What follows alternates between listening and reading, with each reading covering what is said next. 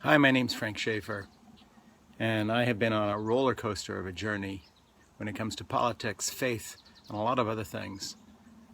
About the only thing I've really stuck with in my life is two things: a commitment to art through my writing, the dozen or so books that I have out, both novels and nonfiction, and my commitment to Jeannie, who I got pregnant when she was 17 and I was 18.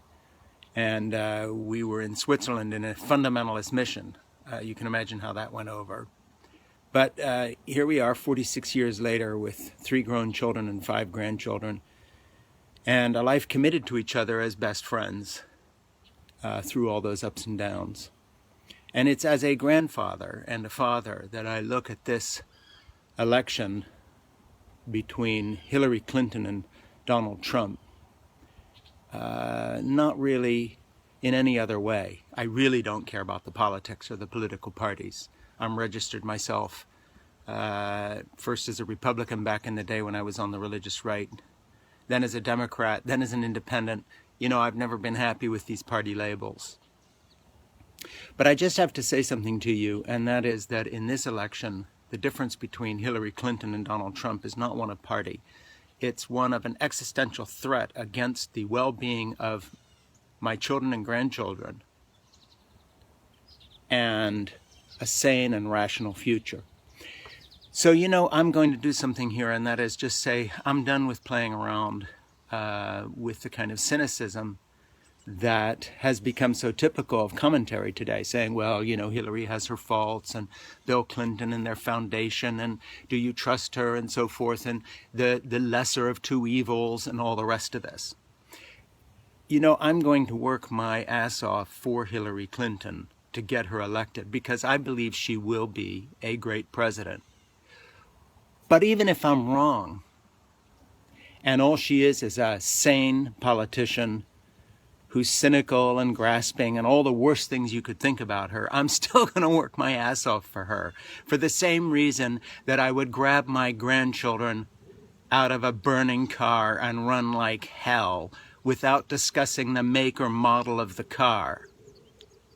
Because there's a difference between combating an existential threat against the United States and politics as usual. This is not politics as usual. Donald Trump is the worst human being to ever run for a major office at this level in our country's history, period. And I read history.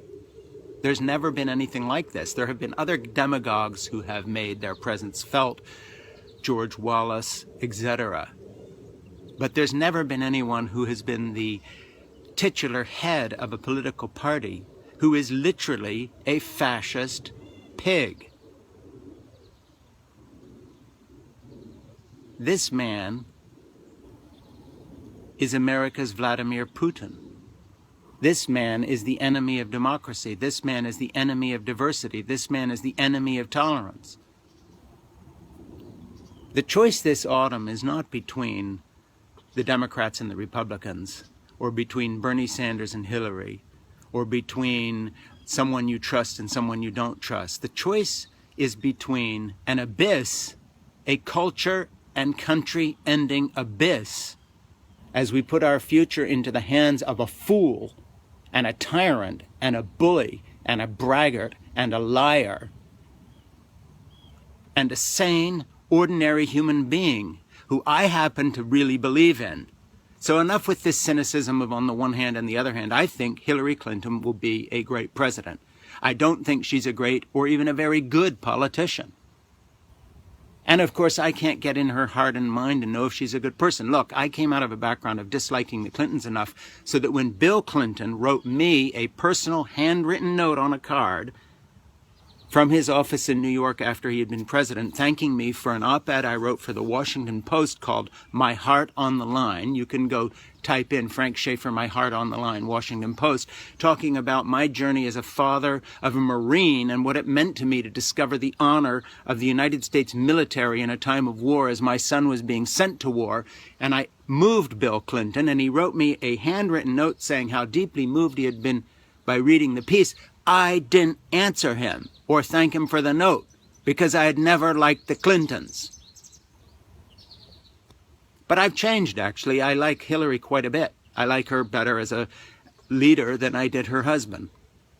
I believe in her for a lot of reasons, for the sake of my daughters, for the sake of the future, for her vision of America. But that aside, forget it. Every American who loves this country is going to fight to see her become president and to see a majority in the Senate become Democratic, to stop these people who have disrespected Barack Obama for 8 years, who have lied to us, and who have now vomited up into our national life this excrescence. Donald Trump, this Putin-grasping, horrible betrayer of American values, who even asked the Russians to spy on the political process to help him become president.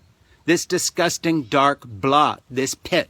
I believe in America. I believe in our future. I believe in the world my little grandchildren are being launched into, and I will defend it. And I ask you to as well. So get rid of the cynicism here, whatever your views of the Clintons, and please join me. As I told a 24-year-old at a conference I went to recently, he said, what should I be doing with the rest of my life? I said, well, I don't know about the rest of your life, but between now and November, I know what you should be doing. Drop everything or you will have no future, and fight for Hillary Clinton, because if Donald Trump becomes president, it doesn't matter what career you choose. We are fucked. So join me and help me allow this woman to lead us away from this blight and start a new chapter in American history. Please, thank you. My name is Frank Schaeffers.